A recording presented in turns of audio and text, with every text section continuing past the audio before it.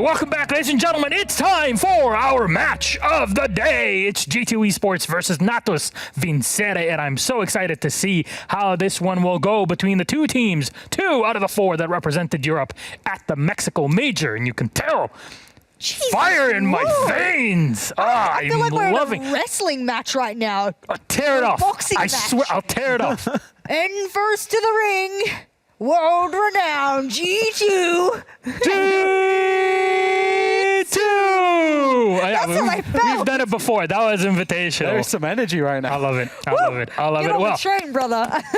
welcome back to the desk here at AUL. I'm The Milos the boxing Medic. desk. With me is Jess. Fisticuffs. And I'm Fresh. scared of both of you. I'm running. If I wasn't chained to this desk, I'd be running away. He's still chained to the desk. Well, everybody, welcome back. We talked about the match of the day plenty in our pre-show today, and we're going to keep on repeating some of the topics to kind of anchor them in your head and for all the newcomers that are coming in now in the middle of the show, and to kind of set up the big story for this. Because like I said, these two teams represented Europe out of the 4 teams in Mexico. They went out in groups, unfortunately. We were expecting more of them. We expected more out of Na'Vi. Everybody's hopes were behind them. Maybe if they had been an invitational, Europe would have had an easier time. But lots of questions. Fresh, how do we try to answer those? It's difficult. I mean, we've seen across APAC North and we've seen across EUL, the teams that have been to the Major have suffered some kind of hangover, right? Mm-hmm. Cyclops yesterday, they lost. Empire, they lost. Damwon Kia yesterday, they won, but only just. Barely. Mm-hmm. So there's lots of questions, and normally if these were sorry, let me start again. If these two hadn't have both gone against each other, then you would be wondering, are they going to suffer a hangover against a team that's had a lot of time to prepare? That definitely is a possibility. On the G2 side, though, Jess, what do you think?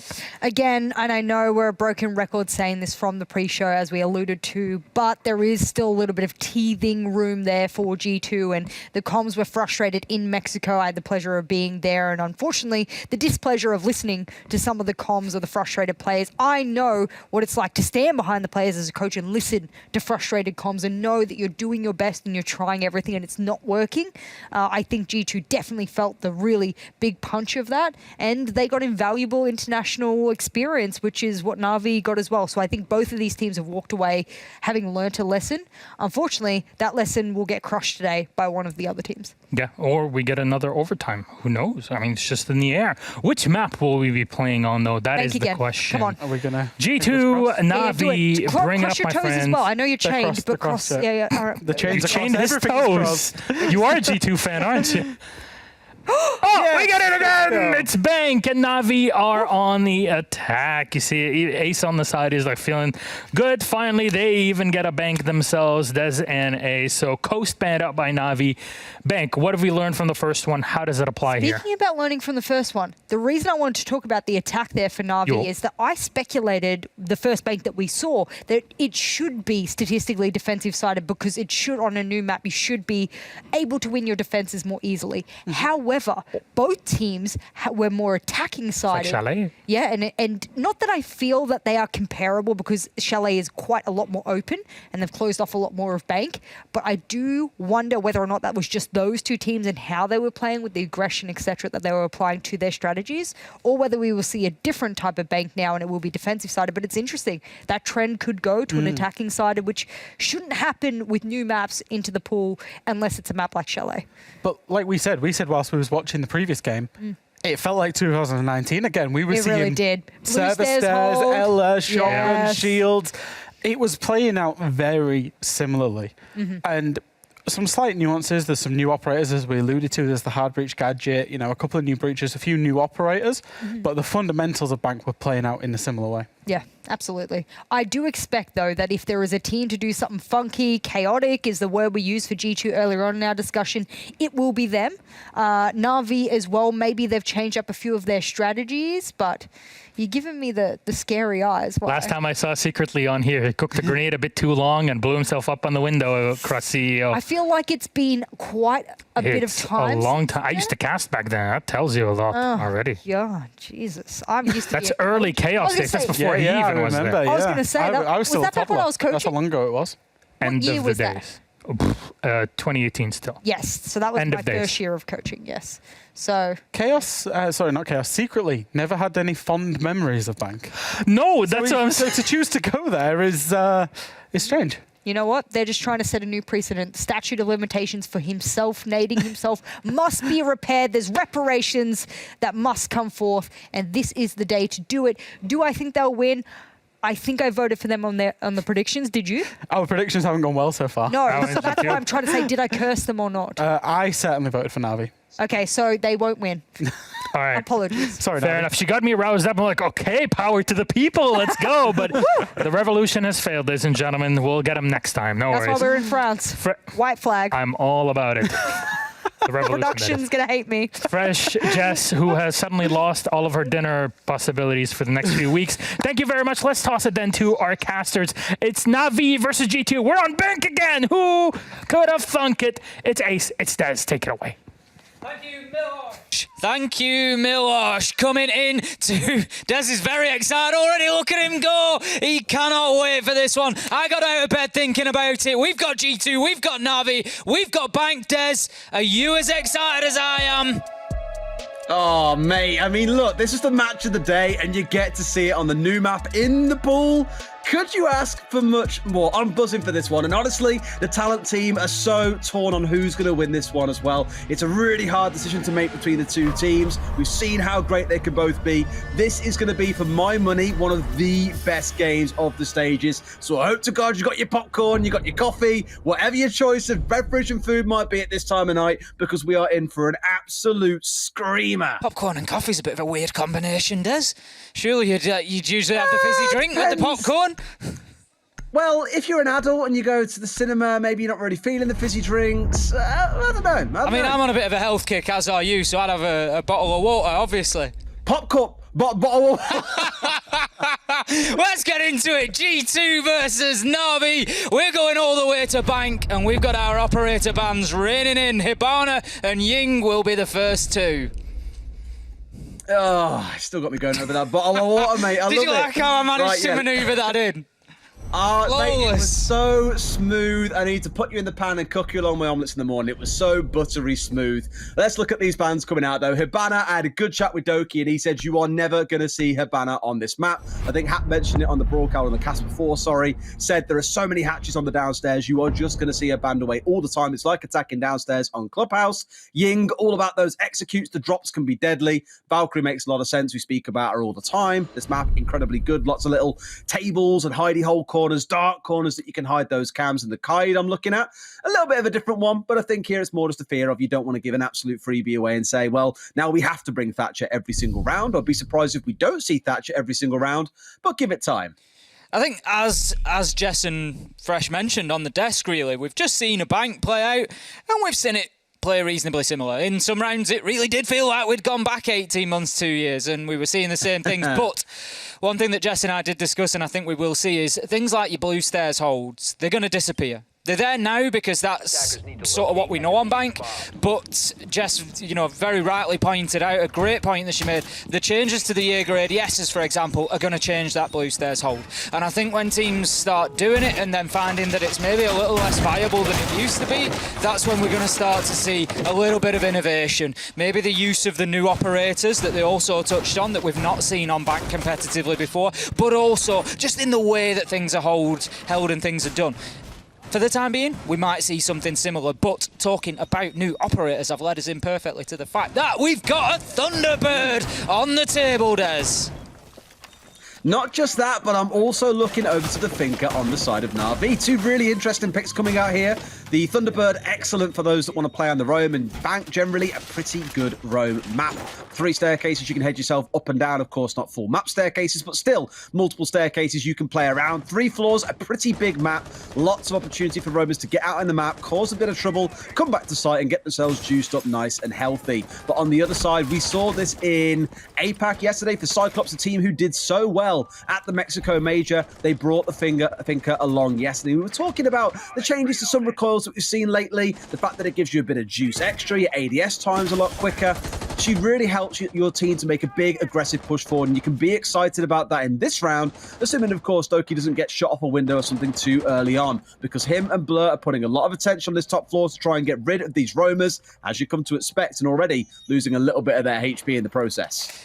You mentioned Doki on Windows. I remember I think it was a UK Premiership game. We had Pengu on with us and he was analysing. And if you very famously pointed out, Doki's not a window player. And 3 seconds later, Doki got ripped off the rappel. And he went, see, he's not a window player. Yeah. And honestly, my favourite Pengu memories. Forget about anything he did as a player. Oh, that's going to be one of my favourite Doki memories. Citizen, he's going to remember that for a long time as he gets absolutely decimated through the soft floor. Doki finding his head and taking him down, and right now it's advantage Na'Vi in round number 1, 4 versus 3. We find ourselves in Doki. He's looking to aggress across this mid floor, but G2 have all but fallen back to the site as Virtue, he takes the drop, and that is it. They are back into sight, and Na'Vi have got the map control. They were flipping coins on the desk for whether or not it's going to be a Doki on or off day, and we always say, we've said it for years about him, Ace. Is he a 14-0 kind of guy or a 0-14 kind of guy? At least this round is leaning more towards the former. Starting off really strong, a couple of kills out on the road, make it a third as he picks up Kayak as well. That one shouldn't really be lost. Kayak had a shotgun holding up onto main stairs there and has been stung in the backside for it. 4 versus 2 for Na'Vi with 60 seconds to play. There's no real excuse to be losing this one, given there is only one C4 available for G2. Yes, with the Thermite just moving into service. Now he can get that wall opened up, which will allow access to the default plant spot, which is pretty much still the same as it was, just inside of that CCTV wall. Virtue playing out in lockers, just looking to hold an angle onto main stairs, but also potentially have an impact onto this plant spot, but he's not going to have the angle that he needs on the Malusi. And Nath, unchallenged here, is going to be able to get that diffuser down. Hungry too late to be able to have an impact, and his nitro was already burnt from a previous use, so that now leaves us 4 versus 2 with the diffuser down, and it's looking like all Na'Vi here in round number 1, and almost all Doki here in round number 1. But Hungry just trying to search his angles, try and find anything he can. Absolutely not. That is the 4th for Doki. Surely not. Surely not. There's a no. Nathan steps in. Not only does he get the plant, but he also pinches the ace from under Doki's nose as he finds that final kill. And Na'Vi, they look very strong.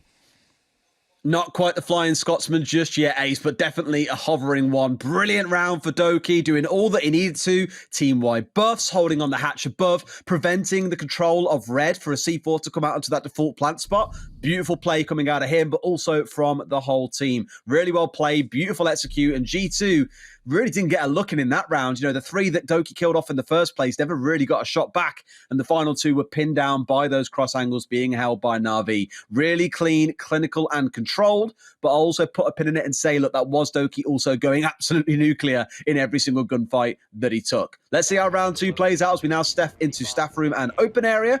This, as we've seen across the last 2 maps, has been arguably the second most prioritized site so far. No leaning towards the top floor, no looking off towards the other site and tellers and archives as well. That tends to be the 3rd site, but across all teams we've seen play so far, that has been the go-to theme. Absolutely unreal kill from Doki there, and wonderful to see it back in slow motion.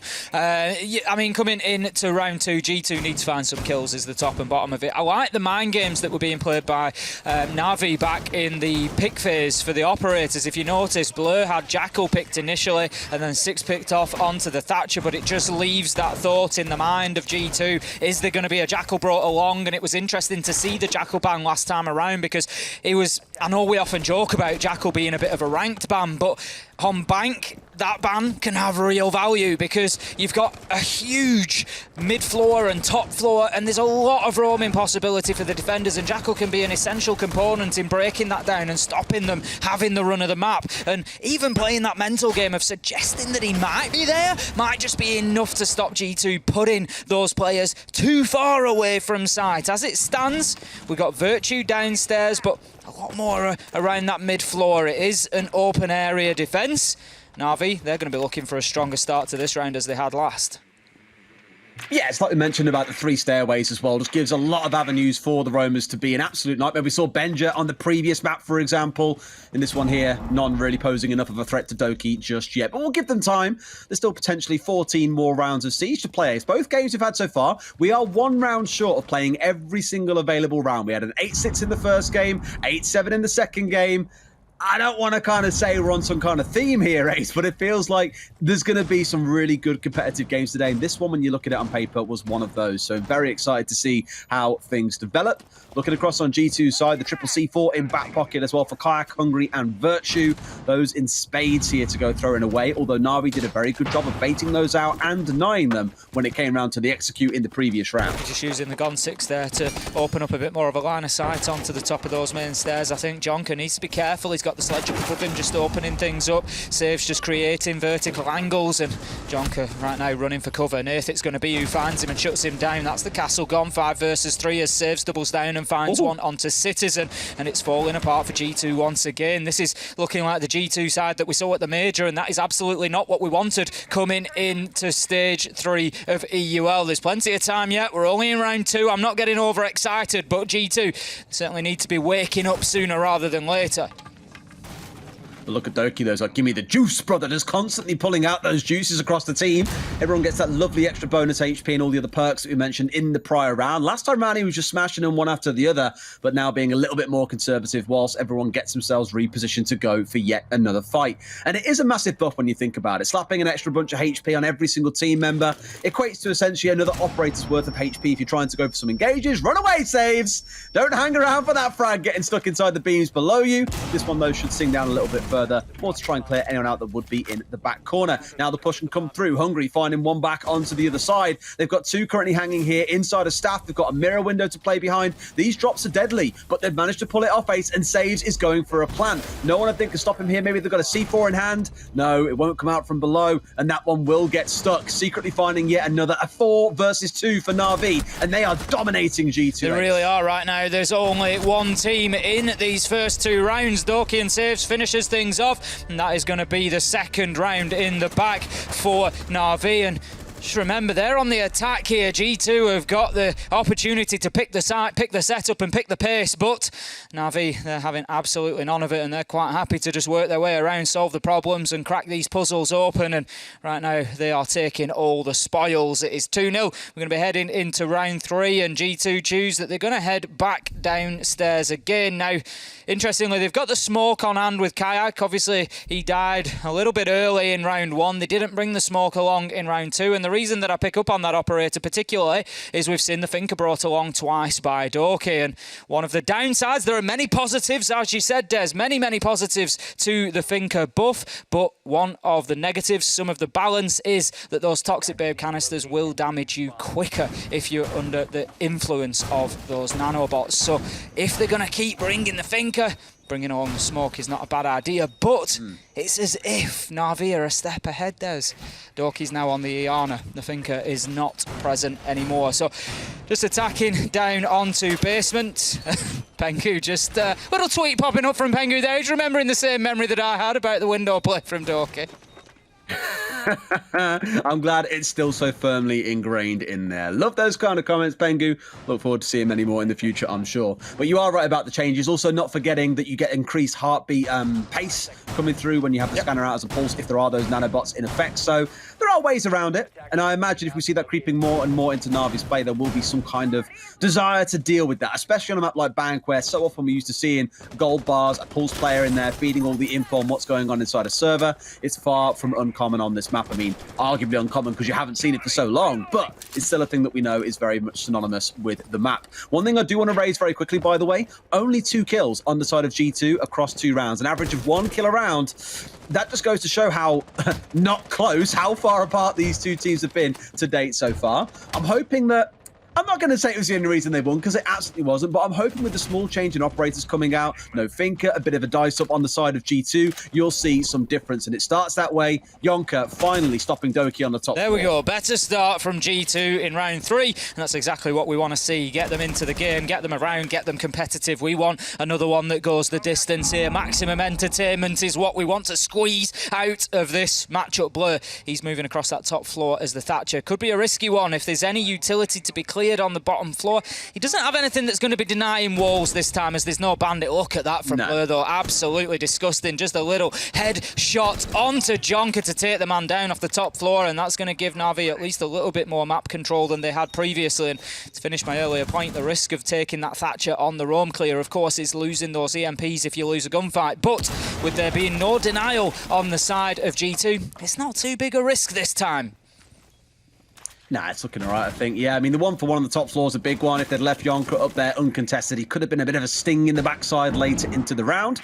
So glad that Blur's managed to do the work for them there and collecting something back on the other side. They're aware that Hungary is lurking out towards blue. They've just had that indication of the C4 coming up onto square. And Blur, sure enough, is now moving his way over here. Partly, I imagine, to help deal with this threat, but also because they need to start their push down square. A very common place to take for this site. It does then mean you can be threatened by Garage. It's something that Kavana did really well in the previous match. They identified that Empire had 2 players playing inside a garage on this site to contest the longer angles. What did they do? Late in the round, Gorgona, the second time attacking that site, he flanked Garage at about 45 seconds in and got a double kill. So I'm expecting to see something similar out of G2 maybe, but for now for Na'Vi, it's all about this focus of getting this player out of server as well. It's Hungry who's fell back there from blue, a lot of time being wasted, and finally he gets down. Saves manages to find the kill, just seeing the foot peeking out, and he's going to take Hungry down behind the server stack. So that gives Na'Vi the access that they need into server and to CCTV. Saves just opening up the angle through the soft wall. That's going to help him just keep those defenders at bay while Nath tries to get that plant down. We can see for the time being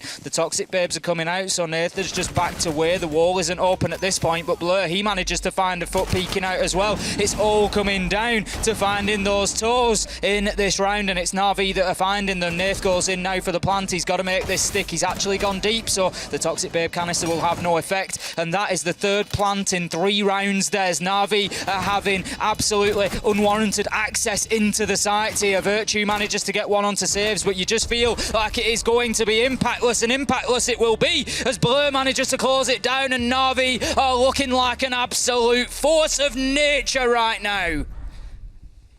I mean, it went better for G2. They got 2 kills that round rather than the one they found in prior rounds. Understandably, Kayak calling for the tactical timeout because this is just going south very, very quickly. I mean, I thought it on the last map when watching it back, you know, looking at how Kavana were attacking. A few rounds went their way. I think they were 4-2 at the split, and I was like, wow, Bank no longer defend decided. Let's go.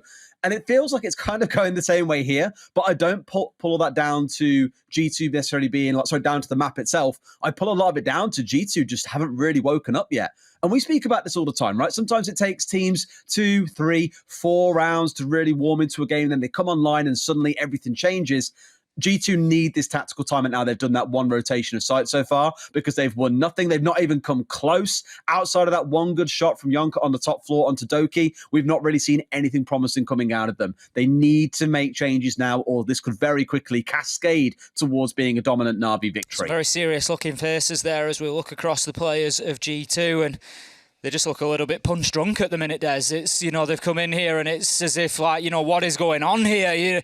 Coming up against an unstoppable force right now, and if they're going to counter it, they're going to have to find themselves being the immovable object that puts itself in its path. But right now, nothing looks like it could slow down this Na'Vi side. We're going to head back into the game now. It's going to be round 4 as we head in. Na'Vi taking the first 3, and then G2 choosing to take a tactical timeout. For any of our newer viewers, those tactical timeouts, each team gets 1 through the regulation time. It gives you a minute break where you can talk to your coach. Your coach can't normally talk to you during the passage of play. So it will have just given Shas an opportunity there to get on the comms with the guys and just try to settle things down, point out anything he might have seen, and just try to give some direction and focus, and obviously for the players to give feedback as well. So G2 hoping to break the momentum of Na'Vi and just have those wise words that will be able to turn things around. But of course, Na'Vi, they get that same advantage during that minute as well, and they could well have been speaking about the many things that have been going right, Des. Yeah, I mean, one thing I do want to raise, this may be not controversial, but the last couple of times I've seen G2 either in person or on camera, and I really remember this in their knockout game at SI this year, in the rounds when things were going wrong, and I saw it just then on camera again, which is what kind of got me thinking, it's always Citizen that's doing the talking. It's never Kayak as the IGL. No one seems to be silent and listening to Shaz. It's always Citizen being the one who's doing the talking. And I recall back in that game at SI, we had the privilege of being able to hear what it was they were saying. It wasn't like a very difficult game of lip reading like you get here when you've got player cams coming out, but he was saying like, right, you need to go there, you need to put a shield here, we need to play this, we've got to do that. It was almost like he was kind of laying out a new strat or response to how they were doing things. And I don't know if that's a sign of, you know, a lack of faith in the strats they've agreed ahead of the game and they need to change their game plan on the fly. But he always seems to be the one who's not only getting out there and trying to be aggressive and be the top fragger for the team, but also the one when the chips are down is the one who's doing the talking and coming up with new ideas for them. Just an interesting observation that could be a good or a bad thing depending on how you look at it. Doki hunting Citizen down at the moment. The shots came in from the main stairs and Doki heads straight in that direction to try and find and shut down the Malusi, who's going to find himself all the way back downstairs into lockers. And that's something, Des, that I feel Na'Vi have done really well here on Bank, and that is dealing with those roamers. They're not letting G2 have any control over 60% of this map. The top two floors are belonging to Na'Vi. No matter which site they are looking to get into, they are going in there and they are flushing those players straight back to site. They sometimes take a kill or two with them. This time G2 haven't contested those gunfights quite so readily, and they've dropped themselves back. We've got 5 men on site this time. Let's see if that turtle approach has a slightly different outcome for G2. The double mirror as well coming in. I love that. Give yourself more angles to play through.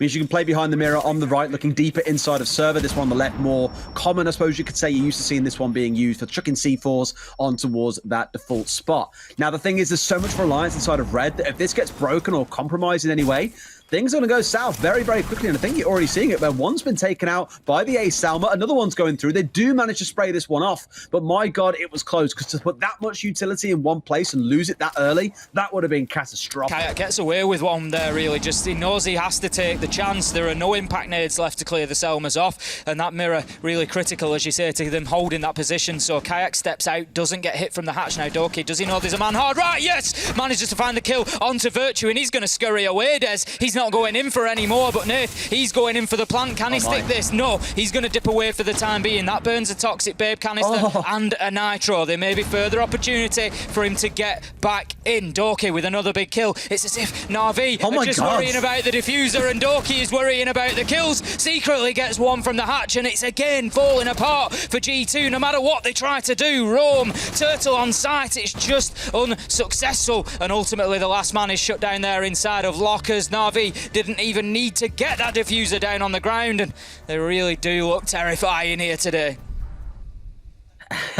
5 kills, 4 rounds, Ace. No one's keeping count, of course, but just in case you were curious, yeah, 5 kills, 4 rounds. Not the best start for G2. Terrorized by Doki down main stairs, terrorized by secretly on the hatch, and it's almost like for Nate, he just was just like, I'm just going to go through the motions here, press F when I need to, run back out. It's not a problem. I'll keep on doing that. You focus on me. We'll focus on making sure that plant goes down. It could not look more one-sided right now, looking at that leaderboard, if you tried. It's unbelievable how things currently shape up. And the thing is for G2, they've tried the basement 3 times. They have lost it decisively 3 times. The only time they got the 2 kills, I believe, was in round number 3. So we've got to see something different. They cannot go back downstairs again.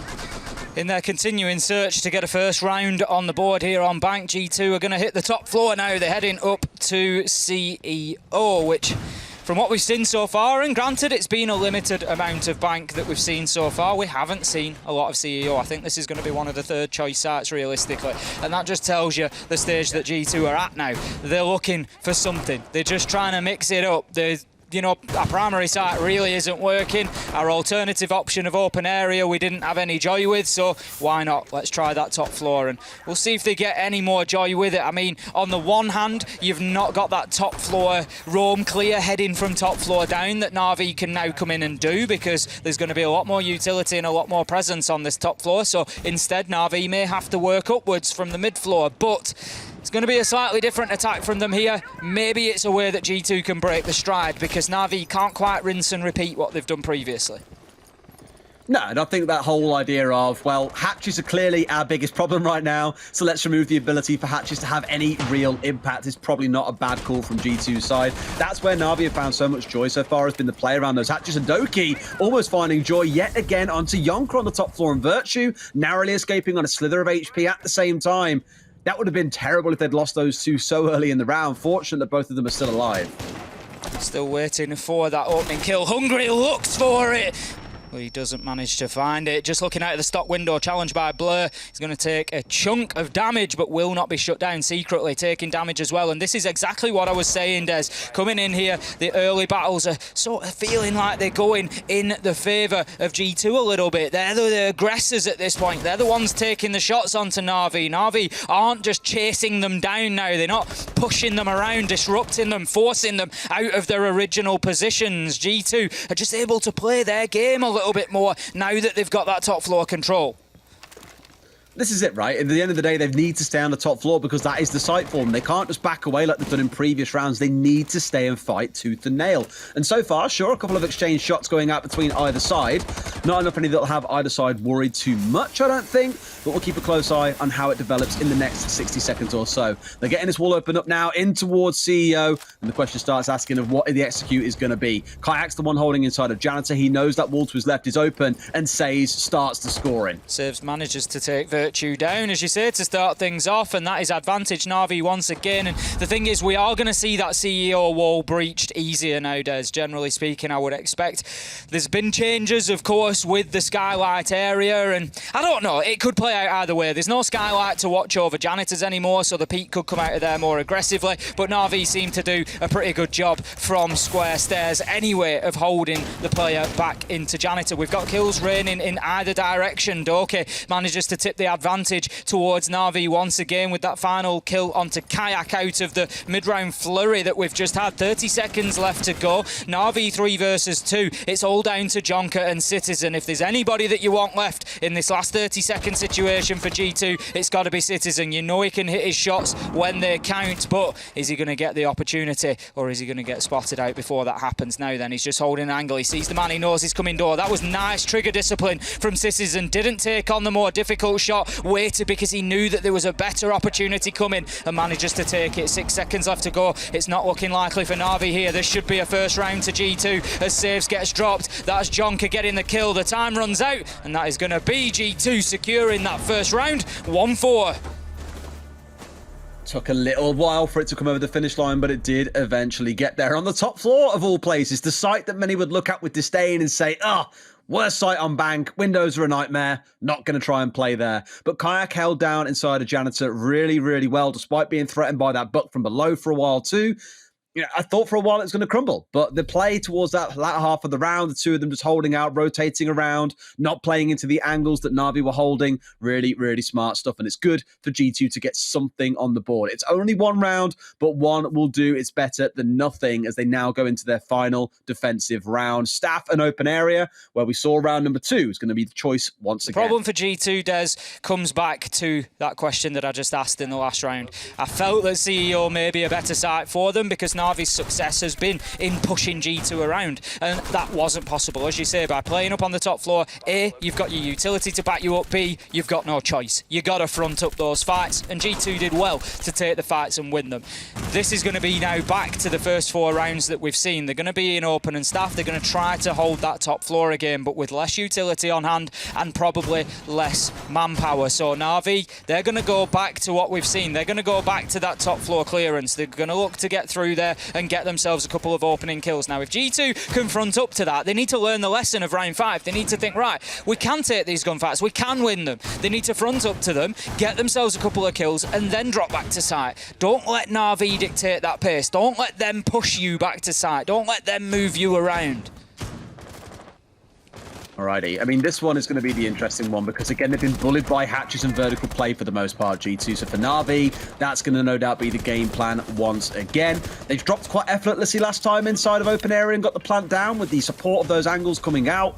And really, the side of G2 had nothing to respond with, even with a mirror window supporting them from staff room inwards. Here, it's going to be a shield doing the job, so no mirror windows on side. They've opted instead for looking towards the Echo in this round, which, so far, hasn't been of any use, understandably. There haven't been any spots to take an opportunity to blast the yokai to get rid of a plant, because by the time the plant's been coming in, everyone on G2 is practically already dead. Doki's in on the top floor here, looking to go for a bit of a Roma Hunter, spots one out towards White, and knows that he needs to be trying to put some pressure down there. It's Virtue out on the swing, got some support coming in from the yokais, looks for the outside, the yokai drone doing some work there. Blur, the first one to fall. That is what I wanted from G2. Virtue taking the swing, taking the challenge and getting it, but yet again Na'Vi fighting back, not allowing G2 to get too much of an advantage. They find 2 kills. Citizen and Virtue it is that goes down. The 2 players that you would really be looking towards for those frags on the side of G2 are both done and dusted, whilst Doki 11-1 is still active on the side of Na'Vi. 3 versus 3, 1 minute 30, so an absolute age of time in terms of the individual round for Na'Vi to go at here. Doki moving himself around from main lobby. Now then, don't worry, that silhouette is inside of towers. It's not in the corridor. It's not going to be a freebie for him, but he does go in and take the Banshee out, and then he's going to be looking to pressure onto site, but he needs to be careful because he's going to get shut down. Jonker finds a headshot onto Doki with some great patience there. Does manage to get a bit of chip damage, saves through those vertical bars. Jonker down to about 10 or 15 left. He's going to have to drop down to basement to keep himself alive. Nice work there coming out. I mean, for Doki, you'll be asking questions about the drone work coming through there, knowing they're pushing around this first floor, that there could still be members around here after you've cleared out the top floor. One of those ones that you can't hold over in too long, though. It was a bit of a rat spot coming out of Yonka. Nothing wrong with that. 3 versus 2 then for G2. Nothing wrong with being a rat, ladies and gents. It's about getting kills, not the animal that you play as. 3 versus 2 then, 33 seconds on the clock. Let's see if G2 can hold fire, because to be fair, a 4-2 round will still look bad, but it is a momentous recovery after how things have shaped up so far. Oh, those first 4 rounds, absolutely. If, you know, at 4-0 down, if you'd have said to G2, right, 4-2 is the half, I think they'd have bitten your hands off at that, and they'll try their luck on attack. Now, Jonker, he manages to get himself another one, and that is making the most of those 10 or 15 HP that he's got left. Hungry it is to finish secretly off, and that is going to be G2 taking the round in the half now. 2-4 in favour of Na'Vi, but G2 seem to have finally woken up. I mean, all on Yonker as well, right? A 3k in the round, massive gunman shit coming out. That kill on Doki in lobby was a pretty critical one. And we saw as well that early kill coming out of Virtue with the push-out support from the yokai drone to make sure they had full awareness of where that player on the outside was. As said, it's not the dream. It's 4 rounds there that they were completely stonewalled out of, but at least G2 found 2 more back. Interestingly, by the way, Doki's death in that round when Yonker got the kill on him, that was the kill that pushed G2 as a team over the line of having more kills than Doki has as an individual. Prior to that kill, Doki had 11, G2 had 11. That's just how this game has played out so far. And interestingly, look where Na'Vi are choosing to start. Exec and CEO up on the top floor. That's a spicy first choice. It's interesting, and I think it's probably worked out quite well for them, because Hungary's brought the Jackal along, and I was just going to comment on that Jackal pick because I think it's good. Doki on 11-2, playing like he is, you just know he's going to be a menace on the roam. If you're facing up against him, you think, what do we need to do to stop Doki? And I think bringing that Jackal along is a message to say, we're going to hunt you down, we're going to find you, we're going to close off that roam game, we're not having it, we're going to do the same thing that you've just done to us, we're going to force you back. So, in response to that maybe, Na'Vi think, right, we'll go top floor. That's the one that worked for G2 and turned the tide, because there wasn't a roam clear available. It wasn't something that we could just keep rinsing and repeating. So, we'll see if the mind games all kick in and Na'Vi manage to get this one on the board as well. It could be a good choice for them if they do, because it might just break the spirit of G2 that they've managed to build up over the last couple of rounds. Where is that second mirror? I saw the one inside of Janitor, but didn't see where the second one went down because I was staring across into space, apparently. I know they've got one that's looking from Janitor in towards CEO, and the other one isn't there. No, it's been moved away this time. There's the first one. I love this when they go hunting. Where's the second? There we go. Lovely. Okay, inside front office. desk. All right, nice. So they have these. Yeah, behind those, they can easily challenge those west windows, but also look towards the site itself. So I actually like those angles, but it requires you being able to hold those rooms, right? You need control of Janitor. You need control of that front desk. That's going to be what they're looking for in the round. So no doubt G2 should be identifying that and looking to put some pressure inside of there. Once that's done, a lot of the map opens up for them on the top floor to make things happen. And there's a lot less threat from those west windows as well now. It is still possible to play there. There's 1 or 2 that are are open. The far right, for example, you can get a line of sight still down past the vending machine.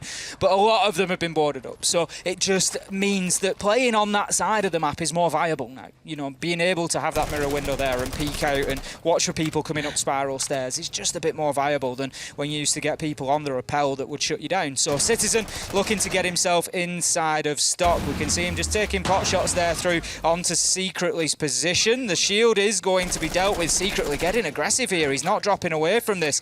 Does not want to leave stock corridor. He's just waiting for those ADSs to come back online at this point, holding his angles and seeing if he can pick somebody up, because G2 quite rightly might think that he's been pushed away from that position, but absolutely not right now. I love that communication, by the way. The reason why he was so confident in taking this gunfight was Saze from Janitor was watching up towards Square. He knew he wasn't going to get pushed. The second Saze turns away to look back down towards the south, the west side, Secretly immediately looks out towards Square. Really good communication between the two to make sure you weren't going to have Secretly screaming, "Oh, I thought you were watching it." No, they're working together and playing as a team here, which is really good, and that's what enables Secretly to stay where he is. This is showing how defensive sides are going to stop that Square wall being breached. They're playing aggressive outside of Janitor rather than inside of Janitor. So teams now, G2 on the attack, not feeling too confident to get Jonker in there on the thermite and get that breach opened up. Only 40 seconds left to go, and G2 with no real access into site just yet. Secretly, it is from that position that we were talking about in the stock corridor, taking down the first kill and the second. He's unstoppable. He gets himself Kayak and Virtue. Now then, 5 versus 3, 26 seconds left to go. Toxic Babe eating away at Citizen. He just manages to escape with a fraction of life. Hungry on the rappel, and it just looks like G2 are all at sea at the minute. They've got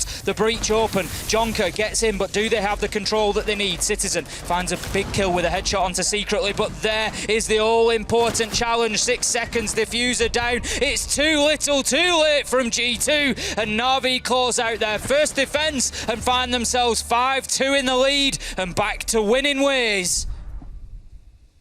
I cannot stress enough how impressed I am by that hold from Na'Vi. Everyone having great cover for one another. And even when they knew what was going on with Citizen coming from down below, and they were fortunate to not lose Janitor to that nade from below. He was down to about 2 HP. It was that close. But for Na'Vi showing that level of team play on the defense, I was really concerned that it would all just drop off come the second half. They'd lose the capability they had on the attacking side. But no, it has continued. Beautiful stuff to see. And G2 a little bit mistimed. Notice how the plank came through, and still you had Citizen charging his way up the square stairs. By then, Plant has been C4'd off. He's got nothing to worry about covering. If he was there holding that angle, that smoke suddenly isn't so safe to go charging through with a C4 or with the gun to try and kill the planter. It just worked out wonderfully for them. So for G2, a bit of mistiming. Na'Vi, impeccable timing and communication. You're really seeing the difference between the two. From top floor all the way down to bottom now, heading into the basement. It's going to be a lockers and CCTV hold. Okay, interesting from mirror strategy there from Nath. I like this. We're starting to see innovation. So basically what he's done, he's applied the mirror wall on the area that would normally be breached to get in and be a default plant spot. He's then punched it out. So basically they've created a line of sight. It's a limited line of sight, but it's one that they can potentially use themselves to prevent anybody coming and breaching that wall. Think about it yourself. Do you want to go up there and expose your legs as a thermite, trying to put an exothermic charge on when you've got a destroyed mirror right in front of you? It's a big risk. And so they're going to have to work their way around that at G2. It reminded me a lot of the typical thing you see in the wall between CC and Garage on Clubhouse for some teams, where they'll open up like a waist level set of holes the whole way across. And you saw it in the last game working really well, where Kavana opened that up and always was trying to put a breaching charge onto that wall to get it open, but they couldn't do it because there wasn't a full complete piece of wall to put the breaching round on or breaching charge on. So you can get away with little cheeky things like that, and this is just a slight variation of it, being able to shoot at the feet like you say without really being exposed yourself. Just different options for it that we've all seen, 18 months, 2 years ago, 3 years ago even. But it's always good to see it revised, refreshed, and brought back onto bank. Now it's back in the pool. Not surprised in the slightest to see Blur and Dorky out there on the roam, trying to get aggressive and find opening kills. But they've been forced back. G2 have done well with that. It was something that I picked up on previously they were going to have to do, especially with the way that Dorky's playing today. 12-2 at present. Now, Citizen just getting picked up on that default cam heading down main stairs. But what he's going to do is just air jab that off so that there isn't any rotation. They don't need to worry about those roamers coming back up and pestering them on the flanks, which, if Dorky's confidence is high, is exactly the sort of thing that he would try to do. Absolutely. Well, here we go. They've done what they had to. They had to got the Romans back down onto site. That's the main point of focus. And now can start thinking about the site. But I think got rid fully of everyone. And there's still blue stairs being threatened in this case. And you can see a couple lurking down below. Let's not forget the success that Na'Vi had with these hatches on their attacks previously. For G2 now, it's going to be very telling if they can't make these work for them. But for now, they really want this blue stairs clearance coming through. Secretly is still holding with Demo's so-called Titan killer. If he gets 2 or 3 kills in here, it could be an absolute slaughter and the round will be done. Secretly, he's just dipped himself a little bit deeper there. I think he predicted the next nade coming in, but there's nothing you're doing at that range with the Ella shotgun, I'm afraid. Hungry steps in and manages to get the kill onto Secretly there. Clears out blue stairs, and G2 not going too badly here, but are they aware of saves at the bottom? They will be now as they see him on the drone, but out comes the first Toxic Babe canister, and he can burn them all the way down to about 20, maybe even 15 seconds remaining here. I think he's got 1 left, so he can really waste a bit of time. They're going to open the hatch to try and force him out, but with deployable shield in place, you can just see that Saves is prepared to stay here for as long as possible. Well, that could be big as Kayak manages to shoot out that final Toxic Babe canister, but Saves, he hits the man on the drop. Can he find the second? No. The challenge comes in both from Door, but this is time being wasted, Des. It doesn't even matter if he gets the kills here. There's nothing G2 can do, and he does get the kills. He finds himself another, flips to the shotgun. Surely not, absolutely not, as Chonka finds him, but the kills then come in from the back line.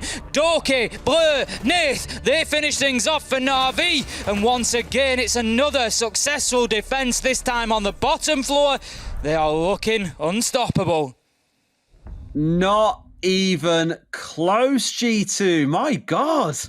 I mean, they had the terror first of blue stairs and Secretly, and sure, they get the opening kill onto him and think, cool, now we can start moving forwards. Then you've got Saves being an absolute terror. 2 smoke canisters coming out. 1 did get caught by an EMP, which I thought was kind of cool. You never really see them shot out, but because it was disabled, it was an absolute freebie.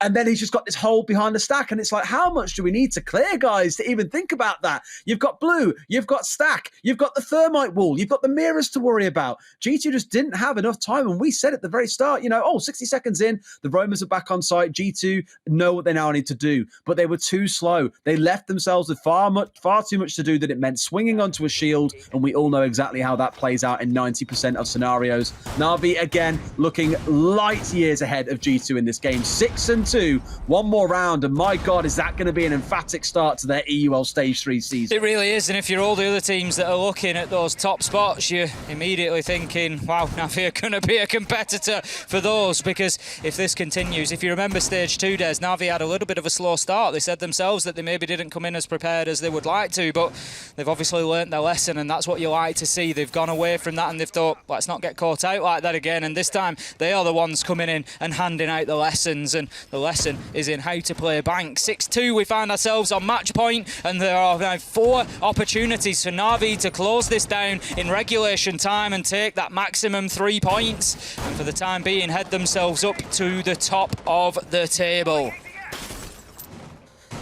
I mean, that'd be a great start, wouldn't it, thinking about it on your first day to elevate yourself straight up there. I think it was, I can't want to say it was Crying, I think it was someone else. After that first game for Rogue with 2 points, like, top of EUL, easy, and I was like, yeah, okay then. We'll see how that changes. Easy that is in week 9. Hey, now, that's going to be a clip that comes back to haunt the mace. Now that you've said it, you've just doomed Rogue. We'll see if that comes on up to be. Of course, the points they got earlier on today, massive in their fight against relegation. And like Leon said, look, we want to be optimistic. We want to say we're going for the major, but realistically, we're fighting here to make sure we are not in those bottom 2 spots. And with that win, they definitely put themselves in the driving seat to determining their own future. But let's see then how this defense back up on the top floor goes once again. In comes Virtue with his lovely pink square drone. Everyone loves seeing those. Charging its way through, no doubt looking to try and find the shield inside of Janitor. You've got Nath holding up on White Stairs where he was again. This is what we spoke about before, by the way. Last time round where they had, it's not even on the top floor, sorry, it's more on the downstairs inside of Tellers and Archives. But previously it's where you had the Wamai holding inside of that spot and looking to do a bit of work. They've chosen to abandon it this time. They don't want to put as many resources on the top floor, but still a lot to ensure they've got control. Good call by Yonka to get this wall opened up. Gives them that sight line straight down White Corridor, and enough that they can start threatening as Kayak opens things up onto Good Blur. start for G2, and what they needed, we're just seeing that sight line used that spoke about earlier that is still open from those west windows. You can get the view down past vending machine, and it makes that top floor very difficult to play on. Now, Hungry finds a headshot onto Nath as well. Dorky still on this top floor. This is going to become perilous, but look at that prediction from Dorky at Kayak, rappelling in, just uses the sound to catch the man as his feet touch the ground, and he is dead. Now then, Virtue knows there's one underneath him, finds secretly. Dorky's time, it's got to be numbered here. Des surely saves. He manages to get one. Dorky knows there's a man there, and he gets him and brings it back to 2 versus 2. How is Dorky being allowed to do this? He's up on the top floor, and he's still going despite the efforts of G2. Now then, Iana takes out the mirror, saves. He gets aggressive, and he goes around the outside to get the man. There is absolutely no stopping Na'Vi right now. Oh my goodness. They look phenomenal, and even when G2 get the opening 2 kills, they still turn it back around? What is that? I think Doki's just finished on like 16-2 by. We said at the start, 14-0 or 0-14. It's a 14-0 day. In this case, 16-2 against G2. One of the best teams in the competition, you'd say. Na'Vi have just made them look like rank amateurs, Ace. What a performance. I mean, just to really put that into perspective for Dorky, that is a KD against G2 in EUL of 8.0. That is just unbelievable. The numbers that he's put up today, the performance, and as I say, that last round came down to Dorky just being able to manoeuvre in and around. He had 3 people surrounding him. They had the angle watch down past vending. They had Kayak on the windows. There was just nothing that they could do to stop him and pin him down. And it was just one of those days that Dorky and Na'Vi would not be stopped. Now then, we're going to head over to our analyst desk. We've got Fresh and Jess. I'm sure they are absolutely gasping ready to break that one down for you. So, Milosh, it's over to you. No, it's only Fresh and Jess. That's what he was saying. Welcome to the analyst